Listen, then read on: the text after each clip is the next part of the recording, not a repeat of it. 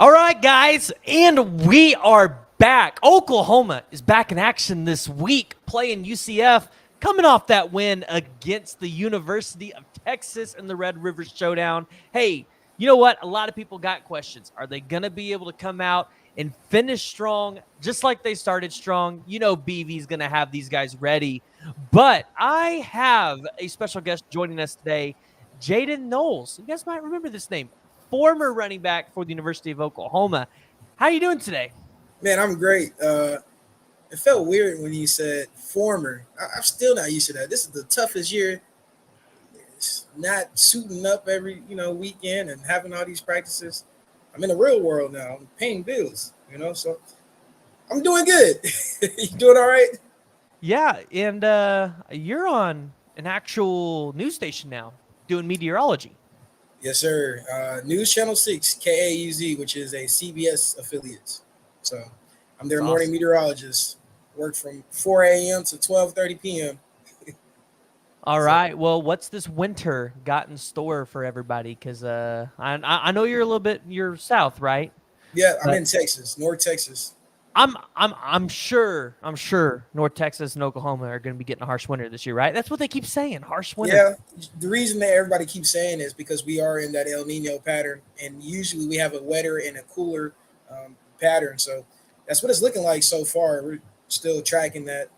The closer we get to the winter season and really into this fall season. So All right.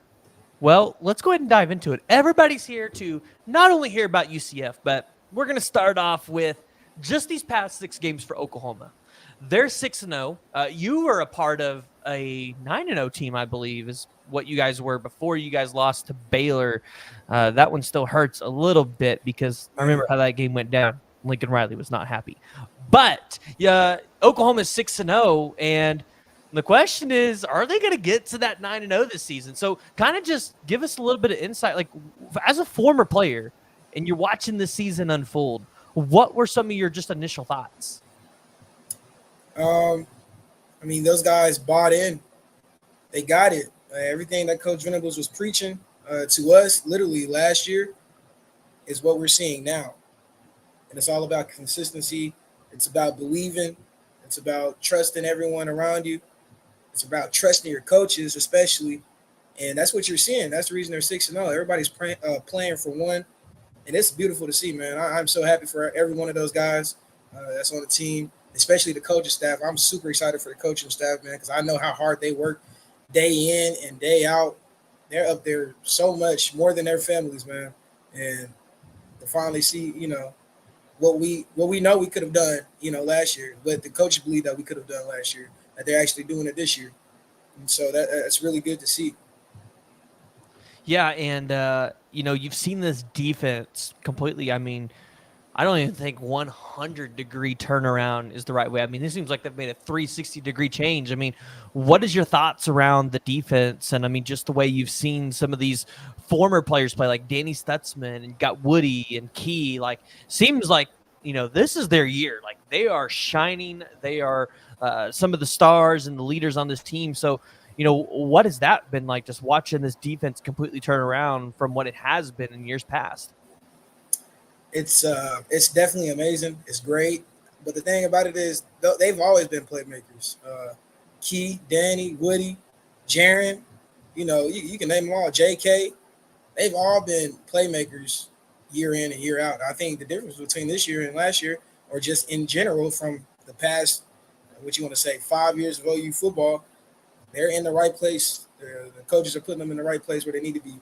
And, the players really buy in and believe that they're going to be in the right place. And the thing about it is, too, that one thing I always remember is you don't worry about the stats and everything. Like, oh, man, I'm trying to make a play. I'm trying to get this stat. I'm trying to get that. I'm trying to help my brother out. We're trying to get them off the field as a unit. And you see that. And that's when you start getting those individual stats. Danny in the right place because he's playing his butt off on that 4th and goal, trying to get them off the field. Don't let them score no points. And you see everybody doing that. It's just amazing. Everybody is doing a great job, and it's exciting to see. Definitely, I'm like, man, I wish I was on scout team. I just want to feel a hit one more time, So I am sure if you showed up to practice and were like, "Hey, BV, I just want to run scout team running back one day," I'm sure he would put you in there. Have Listen, you heard of the story of Jimmy Green Beans, Brent Venables' alter ego or whatever you call it on the football field playing scout team quarterback? yeah, he plays scout team quarterback all the time. He did that last year. Listen, being on scout team with Coach Venables, though, I've seen it, man. You better make sure everything is precise to the yard, to where you line up. One little mess up, hey, you gonna get it. So I'm retired, man. I ain't trying to get yelled at. I So got how good of a quarterback is BV? Can he sling the ball around a little bit? Can he make 30, 40-yard throws? shoot, man. Let's just put it. I was so focused on rehab, man. I didn't really pay too much attention to see how he threw the ball. But All right. Well, hey, Matt's got a question here. He says, "Was the win against Texas a fluke, like everyone says and think?" Obviously, I think you and I are going to agree it was not a fluke. But what were your thoughts initially around this OU Texas game? Because that was, uh, I'll say this: not a lot of people were calling for OU to win this game, including yeah, OU content nobody was. creators. Man, like I said, I'm in the work world now, so I got to deal with my coworkers. They know my past. Oh, he played football for OU, cool, whatever. Texas still going to win. OU sucks. They haven't played anybody. All this stuff. I got to hear this stuff for 6 weeks. Like, I'm not even playing no more. I done hung up my cleats. I'm hearing this at work. I'm trying to tell them, man, listen, y'all don't know football, obviously. Y'all have never been in a locker room, obviously. Man, this team, I knew for the jump, man, going into that game, I'm like, OU is a better team sound from both sides of the ball. People want to say Texas is going to win, one, because of last year, and then two, because they beat Alabama. Well, Alabama isn't the same team as Alabama as always is. So was that really a huge win at the end of the season? We're going to see if Alabama even in the top 10. Was that a huge win for Texas? No, I don't think so. It wasn't. And then you got OU consistently staying consistent with their defense, their points per game. The offense is right-handed, working with the defense. You see all of that all the way up to the Texas game. Why wouldn't you think that they're gonna match up to the standard? You know what I'm saying? That's why that just blows my mind. But like I I said, think a lot of everybody, people saw Texas though and saw what they were doing because I mean, listen, I love OU, but Texas, my goodness, they just look like a phenomenal team this year. And man, like it just seemed like going into that game, Texas might have had the upper hand, but OU came out and showed it and said, "No, no, no, no, no, no, no." listen, looks may be deceiving. Don't get me wrong. Yeah, they have a decent team, but they're not. I don't feel like they're bought in the way our players are, man. You go through Coach Schmidt's workouts. You're not gonna get tired in the fourth quarter. You better not get tired in the fourth quarter. You better finish. And I know one thing, they were doing 49 med balls since January, I believe. Every day they do med ball throws, 49 of them. And just from that score last year, 49-0. So I know going into that game, everybody had that, hey, we win this game. We ain't got to do 49 med balls again. So, Oh, so what you're saying is if they lost, they'd probably still have to do those 49 med balls? I mean, honestly, they're probably still doing the 49 med balls. I really don't know, but I know they're still doing med balls. 100%. That's Coach Schmidt, man. That is Coach Smitty. Nobody wants to go through those workouts. Hey, before we dive into the UCF game, there's some people in here, they want to know a little bit more about your career at Oklahoma, which we've had you on a couple times. We've talked about it, but Matt Bingham wants to ask, hey, what was it like playing for Riley? And then, obviously you played for BV or you were on the team.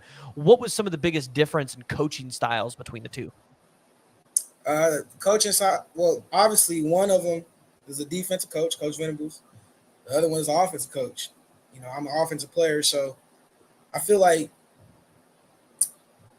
well, just in general as a program, running the program, I feel like Coach Venables is more disciplined, more, make sure every detail matters. With Coach Riley, I feel like you would let some stuff slide, this is okay. And I feel like that showed in our games that we played, the year that we went 9-0. We quickly could have had a season like we did last year. Every single game was close, about 3 points that we won. That shouldn't have been like that. But because of some of the ways that we were getting away with, some of the things we were doing, getting away with, it showed up on the field. And with Coach Venables, you see a difference on the field this year, especially with the defense. Everything is detailed. Everything is consistent. And I feel like that's the biggest difference is just the discipline and consistency. Because man, it was a rude awakening to some people on the team last year when we had the coaching change. They wasn't used to being that disciplined and having to do this and making sure you have to be this weight or you can't work out. There's a lot that goes into it. So I feel like that's just the biggest difference is just the discipline and the consistency with everything. And it's Layla, I think I said that right. He says, what was your top 5 players to play with and best players that you've played with in your opinion? I have a feeling I know one of them because you walked off the field with him against the TCU game to end up on ESPN. So yeah, definitely Caleb. Caleb was a cool guy, man. We were close. His freshman year when he first came in, I was trying to get my opportunity. I was still, trying to make a name for myself. At the time, Eric Gray and Kennedy Brooks was in front of me, and I had the opportunity to be like the third running back because I think Marcus Major was hurt or something like that, and we had all that stuff going on with the running back. So I ended up being the third running back. So I was running with the twos, and me and him tried to get a bond together, which he's just a really cool guy. I really love playing with him. Another one I'm really close with, Kennedy Brooks. Man, that's like my best friend. I talked to him today. That's my best friend right there, man. He helped me just really feel comfortable playing. Like, I was real nervous, especially being a walk-on and especially getting an opportunity like that. You like, man, I really might play. I don't, and he just really helped me calm me down and help me understand the plays because that was really difficult. Understanding the fronts and the schemes and the blitz pickups and everything like that. Another one, that's 2. Number 3 will be Marvin Mims, of course. We got a Snapchat streak together, man. That's my best friend too. I talk to him every day. I said, man, how y'all put up 70? How y'all give up 70 points, man? I like to tease with him about that. I play for the Broncos now. And then Major Melson, that's always been my roommate. He's another walk-on. We've always been close. And then number 5, shoot, man, probably Danny. Danny, a goofy guy, man. He's just hilarious. did you buy a Danny Stutzman t-shirt? I need to. I haven't yet. I need to. I definitely will. I'm right there with you. He is a funny guy, man. Which, I mean, don't you love that? Danny Stutzman is really getting to live the NIL life. Like, this is what NIL is. Yeah, Hey, definitely. you have an iconic moment, you put it on a t-shirt, and you sell them. You sell it. That's it. That's NIL right there. That's and to all the viewers, this is peach juice I got from Walmart. Just clarify. I'm not on here drinking now. I'm just trying to let y'all know. I'm professional. Hey, you know what? We'll get on here and drink a glass of whiskey while we talk about the game. No problem with that. Matt would enjoy it. But, hey, Chicken, he is a common offender in our chats. He loves watching OU content creators. But he asks, what's the biggest difference between Wiley and Schmitty? I'm curious to hear this one. Yeah, I love both of those guys, man, especially Coach Wiley. And he took me in and molded my body and changed me the way I wanted to. As an athlete standpoint, I think the biggest difference is with Wiley, you're going to run like 40-yard sprints, you know what I'm saying? And I feel like he's going to get you in shape to, run real fast, be real shifty. Coach Schmitty, he's going to get you ready for them trenches. That's where the Schmitty build comes in. He's going to get you your chest all big, your chest walk in the door before you walk in the door. That's how your body's going to be. He's going to make sure you are strong. He's going to make sure that you are mentally disciplined. He's going to make sure that you're ready for anything that is thrown at you, honestly. And I feel like with Schmitty, it's more of a mental thing to get through his workouts. Wiley is more like man, we got to run a lot. I got to get my mind right for that. I don't know. Both of them are great coaches, man. I love them to death. They're obviously one of the best in their industry for sure, for a reason as well. Now, I know Schmitty does it, but does Wiley make you guys run the stands, run the bleachers? I'm sorry, you cut out a little bit. What was that? Does Wiley make you guys run the stands, run the bleachers? Well, I was told the year right before I got there, because I got there the year during COVID. So the year before they got there, they ran like underneath the bleach, underneath the stadium, up the hill. I guess on the home side, I guess there's a big old ramp that goes all the way up. So they used to run ramps. I never got to do that. We didn't do that when I was there. Um, I can't really remember of running stadiums with Wiley. He put you on that Stairmaster though, for sure. Um, Coach Schmitty, yeah, they ran stadiums all the time. I mean, I didn't get to do it because I was hurt, but they ran stadiums all the time, especially in the summer. Yeah, you're running stadiums, and you better run. You better sprint. So I'm scared of heights, man. So it's kind of a blessing in disguise. I was hurt because I was nervous that he was making them sprint, and no matter how high it was. With me, I'll sprint, but I get a little nervous. I'm scared of heights. I don't even like roller coasters, so I'll start grabbing onto the rails. If you can't even grab on, you just gotta run up step, go sprint. So. Wait, we'll just be glad that you showed up after the south end zone was built, because before that south end zone was built, I don't know if you've ever heard the horror stories, but Schmitty would make people run up and down that south end zone. Yeah, I heard, man.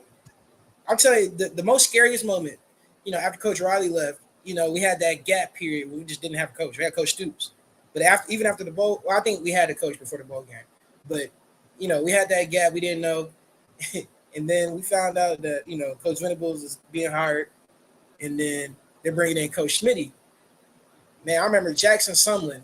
That's Coach Sumlin's son. Me and him were close. Coach Jackson was telling us everything about Schmitty because apparently he kind of knew about him because of Texas A&M. When he was there, he's like, no, he's like the hardest coach ever. He's like, nah, this is going to be like the toughest thing ever.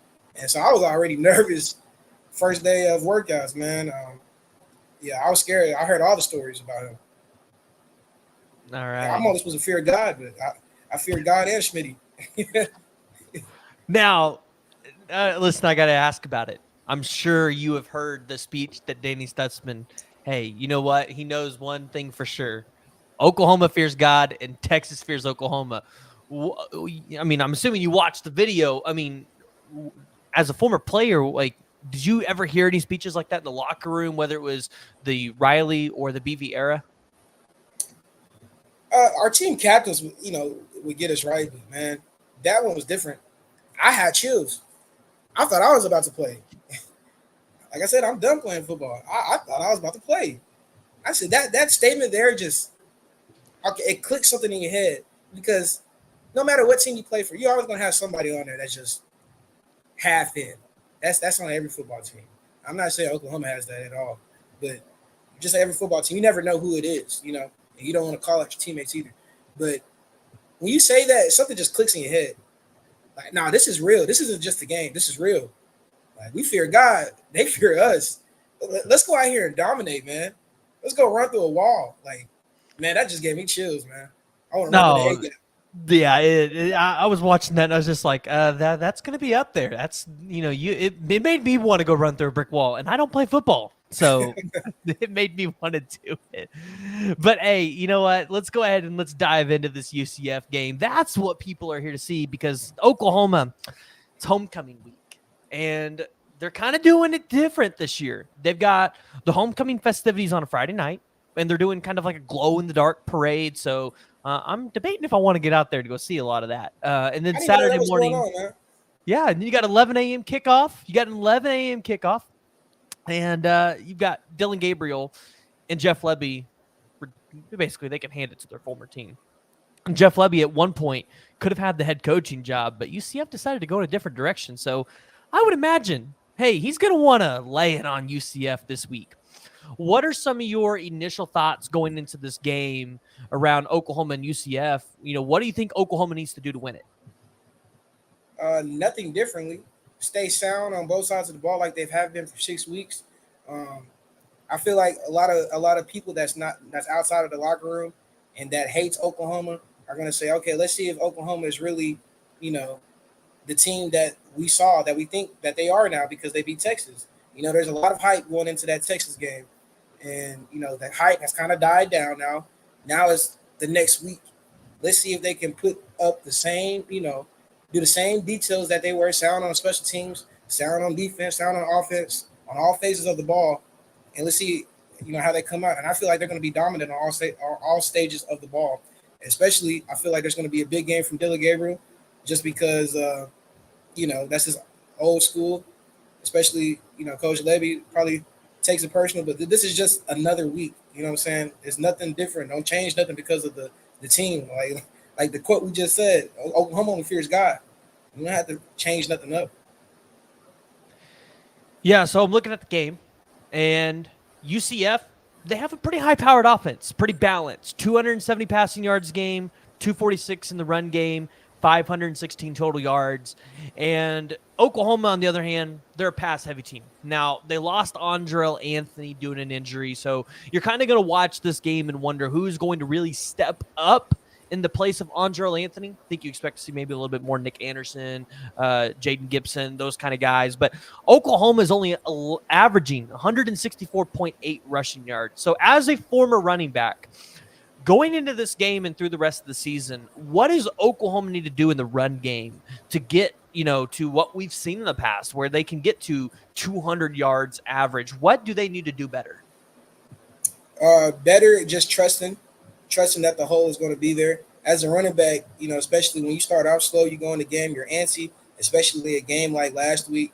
I never had the opportunity to play a running back in that game, but I played in special teams, and even on special teams, man, you're going out there, the crowd is shaking, and you're just like, I can't believe I'm here, And so I can only imagine as you back there lined up by the quarterback, you about to run the ball, you're trying to make a play, you're trying to make a memorable play, So I feel like, especially with Coach Murray, always used to tell us just to trust the process, trust it, that the hole's going to be there. Keep on pounding away. Those 2 to 3 yards are good runs, especially when you falling forward. And so they're going to pop eventually. You just got to keep on going. So that's the biggest thing that they need to do differently, or do better, I should say, is just trusting that it's going to be there, because we have a great O-line. O-line, they're going to do their job. Coach Beatable is there yelling at them every single day. They're going to do their job, so just definitely trust it. And I guarantee you'll see a difference with the statistics for the rushing yards. Yeah, now, obviously, you have Tawee Walker and Marcus Major. They've kind of been your 1-2 punch this year. Two different style running backs. It seems like Tawee Walker is going to be a guy that goes up the middle. Marcus Major might be a guy that wants to hit the outside. What do you want to see as a running back from the offensive line? Like, for a guy like Tawee Walker, does he have to wait for the hole to open up? And for a guy like Marcus Major, is it just one of those things of he needs to get to the outside as quickly as possible? Not necessarily. You got to know the play as well. Depending on the play, you kind of know essentially what area the hole is going to be opened up, because then you start reading the defenses. You see what front they're in, and the blocking schemes where they're going to go. You're looking for the butts. You're looking for the O-lineman butts. As soon as you see their butt turns which way, that's where the hole is going to be. And so, I feel like going into the game and really understanding the blocking schemes and understanding the defense that you're going up against, that will determine of how fast you hit the hole, or how slow and patient you hit the hole. It's all about setting up the blocks, especially within this offense. It's a fast-moving offense, but you're still patient as well. And so, like with Tawee, just trusting that hole is going to be there, knowing what front they're in, what they like to do, where's their blitzes coming from, what does the linebacker like to do on a run, where is he going to fit. All that stuff before you go into the game. It's going to be a piece of cake. And that's what I know Coach Murray does a great job of just teaching us exactly what's going to happen. And then you go out there on Saturday, it's happening, and that's when the big plays come. Yeah. Now, Oklahoma's going to be without McCade Mattower, at least for the next couple of games. So, with Oklahoma, I think it's really now you're looking at this offensive line and you're kind of wondering who's going to be step up. Is it going to be a Savion Byrd? Is it going to be a Troy Everett? Is it going to be Caden Green, right? I personally think we should see more Caden Green, even though he's a true freshman. We've seen a lot of really good things out of him. So when it comes to this game on the offensive side of the ball, I'm looking to see exactly how they fill that spot on the offensive line. Additionally, like I've said all season, it's when are we going to really get that run game going? Last week, Dillon Gabriel was a big chunk of your running game as he had over 100 yards against Texas. But I want to see the running backs really get into a groove. And I just really feel like we haven't seen it yet. But, Tawi Walker and these guys, they're going to have it figured out. Hoping we see a little bit more Gavin Sawchuk. And then additionally, from the wide receivers, I want to see who's going to step up for Andrell Anthony. Andrell Anthony, as you guys can see here, 27 receptions, 429 yards, and 1 touchdown this season. He's going to end up having to have surgery, right? So he's going to be out for the rest of the year. I want to see, is it going to be a Nick Anderson? Is it going to be a Bunkley Shelton? Are you going to see J.J. Hester? Are you going to see Nick or Jaden Gibson? Who are you going to see step up and be that wide receiver in place for Andrell Anthony? Is it going to be something where you have a split duty thing? This week I definitely feel like we're going to be able to see that as well. So kind of looking at the defensive side of the ball, if you're Oklahoma, you've got a challenge on your hand. UCF averaging 516.7 total yards. This is going to be one of the better offenses that you've seen all year. Now, UCF has been without John Rice Plumlee this season for most of the year, but this is a guy where he's going to kill you both ways. He's going to kill you through the air. He's going to utilize his feet, get outside of the pocket. So if you're Oklahoma this year, you've done a really good job at containing quarterbacks when they get flushed out. But you want to see this defensive line apply quite a bit of pressure this week to John Rice Plumlee. I would imagine that he's going to be the starter in this game. So for the defensive side of the ball, you want to see this defensive line apply pressure to the quarterback. As far as the secondary goes, you want to see them do what they've done all season. You want to see them create turnovers, which Oklahoma, I believe, is number 1 in turnovers this year, or at least interceptions, which it's crazy to say Oklahoma is number 1 in something on defense. So, what are you looking at right now as far as the defense goes for Oklahoma tomorrow, on Friday, and I get it all mixed up, on Saturday against UCF? Like I mentioned, just staying consistent. Everything that the coaches are doing is exactly what they need to be doing. And, I truly believe there's a reason why we're number 1 in turnovers. Yards per game, I think we're up there as well. And so as just continue what they've been doing. Like you said, the defensive line definitely need to get to the quarterback, maintaining the quarterback's legs. And so, making them panic by disguising those coverages. And that's what Coach Venables do. He has so many different looks. He might be in the over front, then next thing you know, he in the bare front, and then that's confusing the O-lineman, that's confusing protection and the running back in the backfield. And so now you got one free guy going to kill the quarterback. He throws it up. Hey, there's another interception. That's a game changer, momentum changer. Offense is going to put some points on the board. So, I feel like the defense is just going to continue to do what they've been doing. There's nothing different at all. So those coaches are going to put them in the right position that they need to be put in.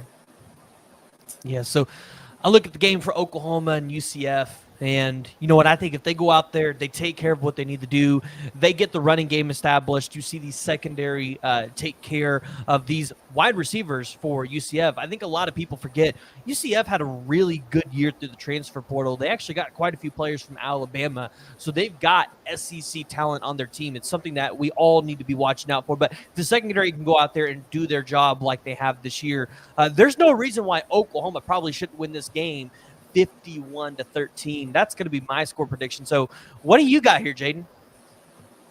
You said 51-13? That's what I got. All right, I'm going with a shutout, man. Woo! I'm going with, I'll say 45-0. 45-0. Homecoming. We scheduled homecoming for a reason. All right. Shutout, man. 45-0. I would love to see it. I'd love to see it. I just feel like UCF's got a little bit more of a high-powered offense that they're going to be able to at least. I feel like they can at least get a field goal, but I feel like in order to get into the end zone, they're going to have to get something that's not in the red zone, because Oklahoma's red zone defense is, I think, one of the better ones this year in college football. So, Jaden, kind of going and looking at the outlook for the rest of the season for Oklahoma, outside of this UCF game, there's not really a whole lot of teams that scare me on Oklahoma's schedule. I mean, Kansas, they might be without their starting quarterback in Jaden Daniels. He just hasn't been healthy enough to keep on the field. You're at Oklahoma State. So you got to go to Boone Pickens Stadium for the last year of the rivalry. That one might be a little bit harder, but Oklahoma State hasn't looked very good. West Virginia, you know what? They lost to Houston, so maybe they're not as good as we thought. At BYU, they just don't have an offense. TCU, well, they've fallen off the map after going to the national championship. I think Georgia just broke them a little bit. What do you think's going to happen for the rest of the season for Oklahoma? Do you see them winning out before they get to the Big 12 championship game? Do you think they can make a playoff? Yeah, 100%. Now, that's what you got to be careful for, especially if you're in the locker room thinking that, hey, listen, you looking at that schedule, looking ahead, man, nobody else going to play with us. Oklahoma is a target for everybody, especially now. We're so highly ranked, sitting number 5 in the country, or number 6, whatever we are. We don't even look at that, see. But definitely every game is going to be a challenge just because, the other team, that's the other team's Super Bowl. They're playing Oklahoma. So it's just how focused and how disciplined are they going to be for the next, 6 weeks. Saying that's going to be the main teller if they win out. And I believe they can win out.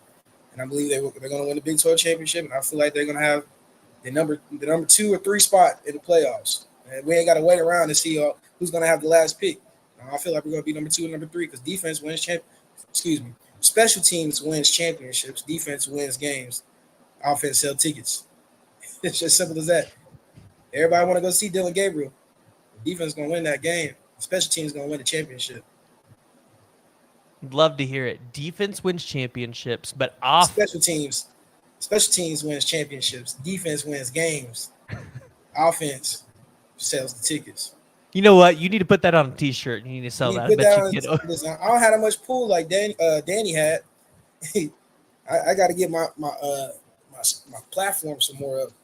But I have my merchandise though. If y'all want to go out here and get this, I'm a weatherman now, so I'll keep you safe through any storm. Well, speaking of weatherman, people were asking about it at the beginning of the stream, and I think it's time to talk about it, right? The weather forecast for the game. People want a weather forecast. So go ahead and give them a little insight. What do you think is going to be for the weather this week? What was that? Forewarn? You got to switch to KOCO, but this is not my forecast. I got to sit down and write it on a piece of paper, but it's looking like it's going to be a nice game. It's 11 a.m. kickoff. Might be a little bit cool, but we're definitely on the warming trend. Oklahoma City's weather isn't too much different than Texoma. That's where I'm currently. I'm in Wichita Falls, Texas, and I cover Lawton, Oklahoma as well. So it's not too different, but definitely going to be a warmer. We're going to be on the warmer side because I know this week we're a little bit cooler as that cold front made its way through. But overall, here in Texoma, we're supposed to have a high of 90 degrees, especially in Lawton. So I wouldn't be surprised if Oklahoma City seeks 90 as well, or maybe the high 80s. But overall, it's supposed to be a good one. Listen, mostly cloudy skies, 82 degrees, that's the high. Overnight low, 57. So, yeah, about kickoff, you'll probably be sitting around maybe 70 degrees. Nice, especially if you're out there tailgating, get there 8 a.m. Might be a little chilly. You might need a light jacket, maybe about 58 degrees, maybe 60. They're going to warm them nicely. It's going to be a great one, especially I'm forecasting this as well, an OU victory, a shutout. Yeah, I think you're about right. 11 o'clock. I think it's going to be about 70 degrees, so you had it. You hit the nail on the head. So, hey, listen, I'll be okay with the 70-degree kickoff because you know what? Those September games, they are too hot. Yeah, definitely. Now, being on the field, what is that like as a player? It's different because I went to the game last week and we had a cold front come through. So it felt great outside. I can't even remember what the temperature was. I think it was like 75 or 80 at kickoff because it was 11 a.m. kickoff as well. But on that field, man, and you right by the sun, it's hot. It's hot, man. I don't care if it's turf or not, but it is hot on that field. It's different. Add 10 degrees to that. So 70-degree kickoff is going to be about 80 degrees. So definitely still hydrate, especially if an OU player listens to this. Make sure y'all hydrate. I know Coach Smitty on y'all. Hank says good weather around the grill, but it's Layla. He's got a question for you, right? Are you going to do any storm chasing as an Oklahoma man? It's a man's dream. The question is, how many will I do? I've already done some. When I first got this job, they threw me into the storm, man. I had to go storm chase by myself. Listen, I love the weather. Usually when you go storm chase, you go with other people, but we were like little short staff at the time, so I had to go storm chasing. It was by myself for the first time ever in my life. I was, man, I was nervous, but it's like riding a roller coaster. It was pretty fun. I went to, man, some small city in South Oklahoma. I don't even know where it was. It wasn't Lawton. It wasn't Duncan. It was a little bit further towards the east, but it was southeast.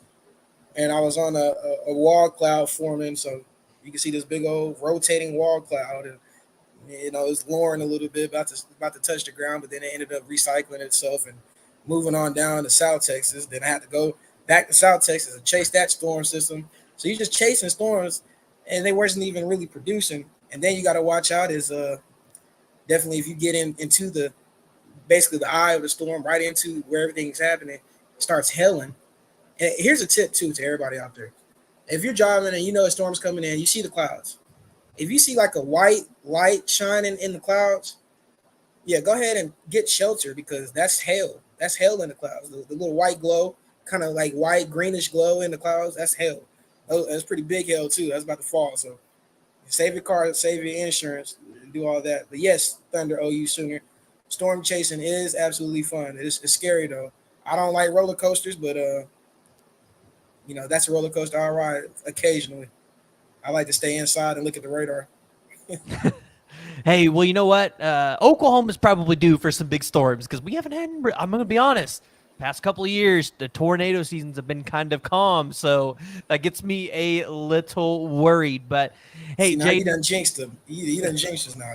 As a listen, I've meteorologist, been saying I've that. I've learned been real saying that quickly. for years now, You and don't say they quiet, just- but listen, across the Oklahoma and North Texas next week, we could see some severe storms because there's a dip in the jet stream, which is low pressure. You see the big L on any meteorologist screen, usually means bad weather. So we have that coming next week around Tuesday and Wednesday. And also, there's a disturbance in the Pacific near Mexico. That moisture is going to come over across North Texas and into Oklahoma. So, and we could see some severe storms next week on Tuesday and Wednesday. So just be on the lookout. don't say that. It's Layla asks how many, and this is actually the right pronunciation. How many naders have you seen? In person, zero. On radar, I've seen a couple, but in person, zero. Every time I go storm chasing, I think I just got the luck, I guess, if you want to call it. I have bad luck if I'm a storm chaser, but they always just recycling themselves up. I've seen a funnel cloud right in front of me, like literally spinning down, about to touch, but then all of a sudden it went back up. That was amazing and scary at the same time. Like it was literally right in front of us. I was like, oh my gosh, I should have just stayed playing football. But that's the only thing. Now, did BV and Schmitty ever tell you guys don't go storm chasing when you were at Oklahoma? Nah, I think they were worried about other stuff. They didn't really say that. They I was didn't the guy worry that about you was. taking the I players was. out there. Nah, they didn't really say nothing to me about that. I would just always have literally the whole entire team texting me, asking me, "Hey, is a tornado? Should I put my car in the carport?" I'm talking about even after I got done playing, and people texting me. I think this year, like in April, when tornado season, I think Woody texted me one night. Woody and Danny, and they were like, "Hey man, is it gonna be bad up here?" I'm like, first of all, I'm in North Texas. I'm off the clock. But y'all my brothers, so let me go look real quick, and I'll tell them. But it's pretty cool that how that they do that though. Yeah, no, it's definitely really cool. So, hey, Jaden, where can people find your merch at? Because, we got to be able to support former Oklahoma players. Yeah, definitely. Let me pull it up real quick. So if you don't have social media or anything, you can go to the website. It's fansmeetidols.com, like FANS, like fans, then meet idols. And then you can just search up my name or my last name, it doesn't matter, and my merch will pop up there. Or you can just go to my Instagram, which is j.knowles12, the number 12, and it's in my bio. You can just click it and you can see everything on there. All right. And And we'll I'm also drop that. about to We'll write drop a that link book. below, too. Okay, you want me to type it in? No. I'll go pull Okay, it okay. from your thing. But we'll drop And then it in the also, description.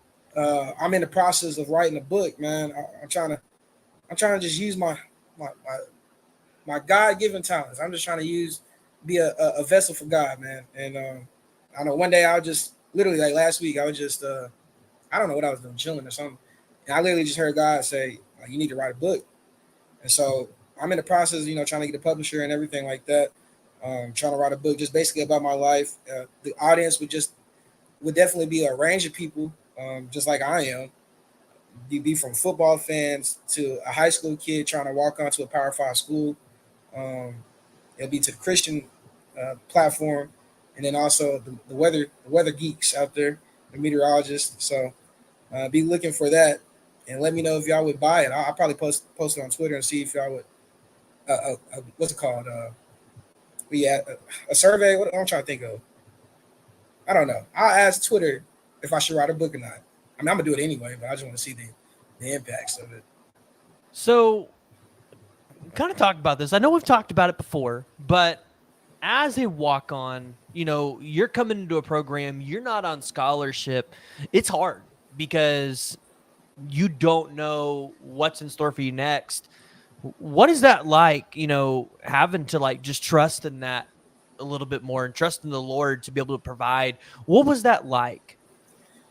It was really difficult, man. Not knowing if you can pay for classes. There's been multiple times every semester. I think every semester I was at Oklahoma. I get to the end of the semester, the scholarship players get their classes first. Not even just scholarship athletes, they get their classes first. I couldn't get it because I still had a purse I hold. So, coaches asked me, hey, like, how you going? You got to get this taken care of so you can get your classes. We need you to get your classes and everything. There been multiple times I'm like, man, I don't know how, I'm gonna have to drop out. I can't afford this. And then I'll start praying, and every single time, like somebody would help me, or a scholarship would come in. And so then I started realizing, why do I even worry about something that's out of my control when the birds don't even worry about what to eat? You never see a bird go hungry. They don't go to Chick-fil-A. I mean, they might go to the Chick-fil-A parking lot. but you know what I'm saying? I think about that all the time. Like, these animals don't worry about what to eat at all. And I believe that is a scripture as well. And so I just always trusted to that scripture. Like, God is going to come in. He's gonna help me get to this situation, especially me transferring from a D2's program when coaches there said I wasn't going to be able to make it to OU. I'm like, well, God, I made it on the team. God got me here. He's not going to get me this far just to leave me. So something's going to break.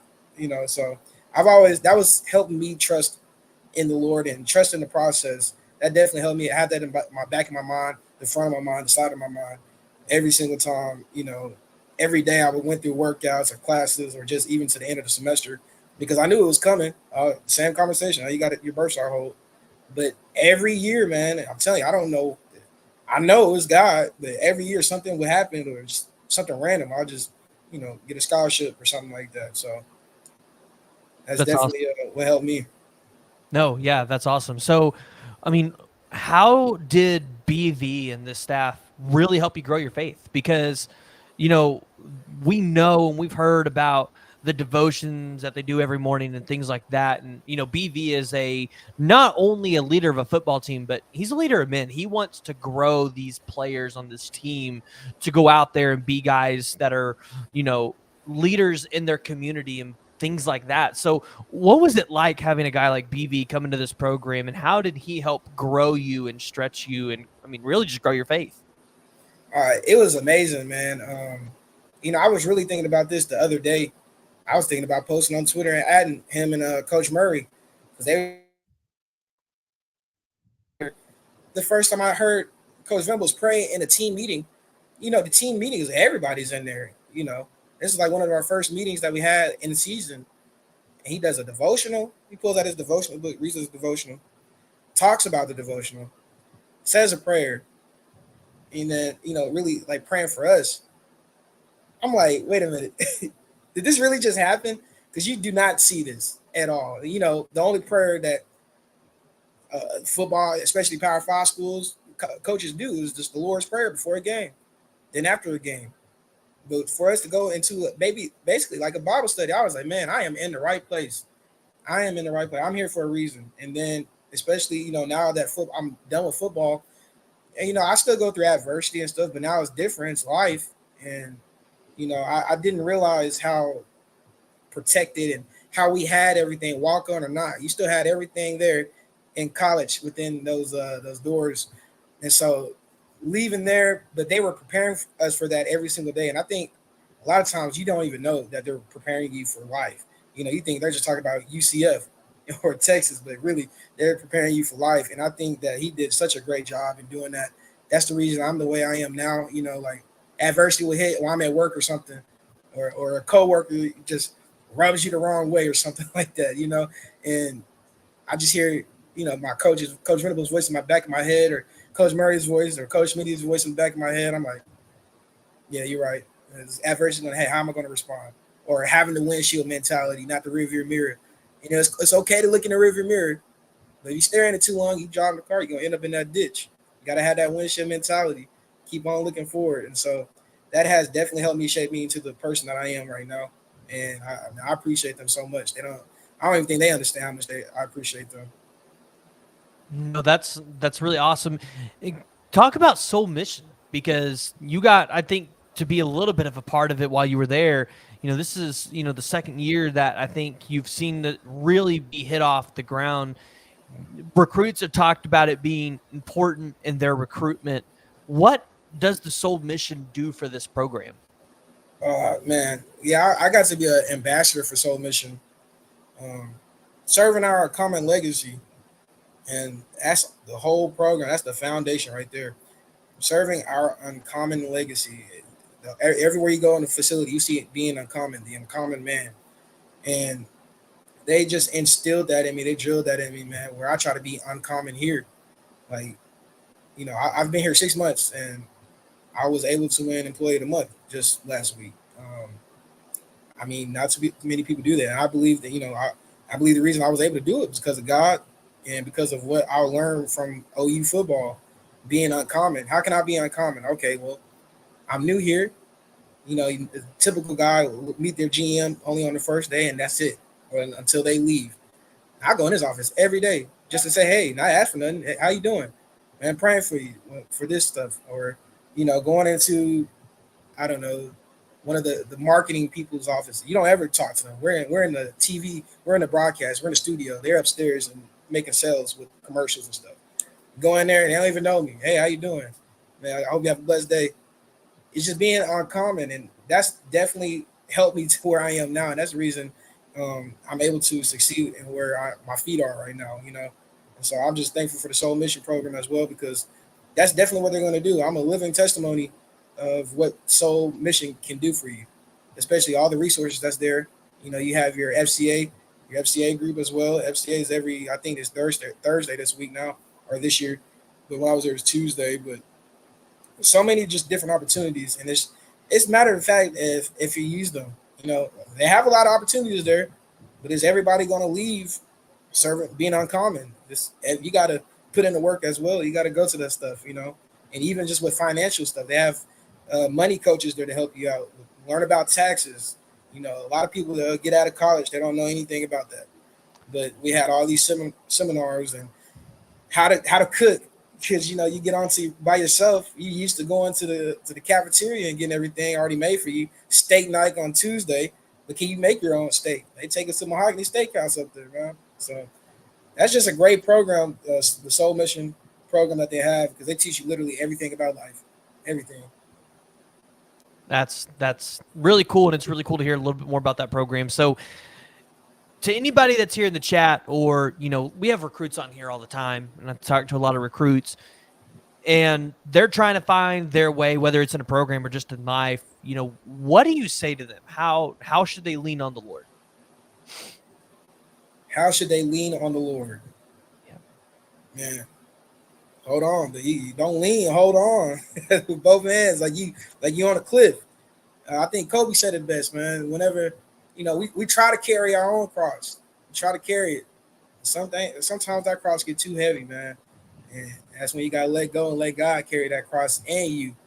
And so you gotta build resources, because man, this world has so much sin in it. It's everywhere. You can't get away from it. But you got to build up your body of armor with the Lord, man. And you got to read your Bible, read scripture, because that's the truth. A lot of people think, it's good, but a lot of people think you just read a devotional and that's it. You got to go ahead and read that scripture, because then they'll start reading you, and then you're building your spirit on the inside. So now, whenever you do see sin, or when the devil try to make mischievous moves against you and stuff, you were able to fight back with that because you can fight back with it with scripture, the same way Jesus did. You know, the devil tempted Jesus. Everything that Jesus said back to him was with scripture. And so, as a recruit, you're young.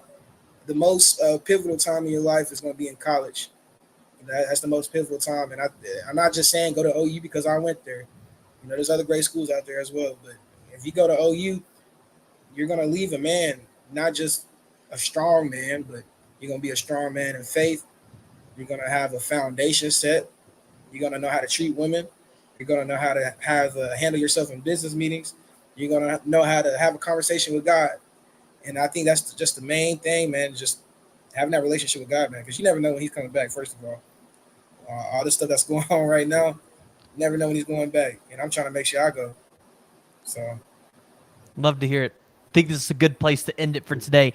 Jaden, where can people find you on the news? Where can they follow you at? So our news station, if you want to watch it, because you're probably in Norman or Oklahoma City or Enid or wherever in Oklahoma, you can go to our website, News Channel 6 KAUZ.com, and it'll pop up. You just click Watch Live, and you can watch any streams. I'm the morning meteorologist, so I'm on the 6 a.m. news, and then we have cut-ins from 7 a.m. to 8 a.m., and then we have a 12:30 p.m. show, and that's a 30-minute show. And so those are the newscasts that I'm on. So you can watch there on our website.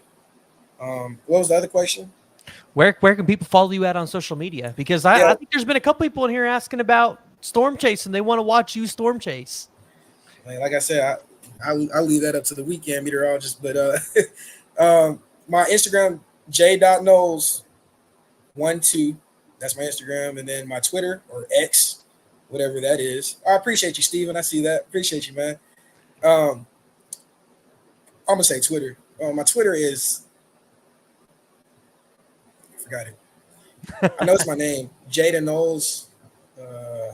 Jaden Knowles 2, Weatherman J. Yeah, there you go, Jaden Knowles 2. I don't know why I forgot that, but here's a new one though. I need y'all to call my TikTok. If I know a lot of people start to get on TikTok, man, that's where I'm at the most now. On TikTok, you'll see the day of my life. Literally, I'm on TikTok live every single morning. The entire newscast. You see the behind the scenes stuff that you usually don't see on your news channel. You go to commercial on the break times. You're gonna see all of that. So I feel like it'll be great. So you could get to see, learn stuff about me. My TikTok is my name as well, Jaden Knowles, and you can find that. So that'll be great to follow me on TikTok and Instagram. All right. And if you guys haven't already, make sure you hit that like and hit that subscribe button. Listen, we're going to be bringing more content, especially as the rest of the season continues for Oklahoma. They're hot on the recruiting trail. They're 6-0. Jaden has expectations for them to go undefeated. So do I. So we'd love to have you guys be a part of it. But until next time, Boomer. Sooner.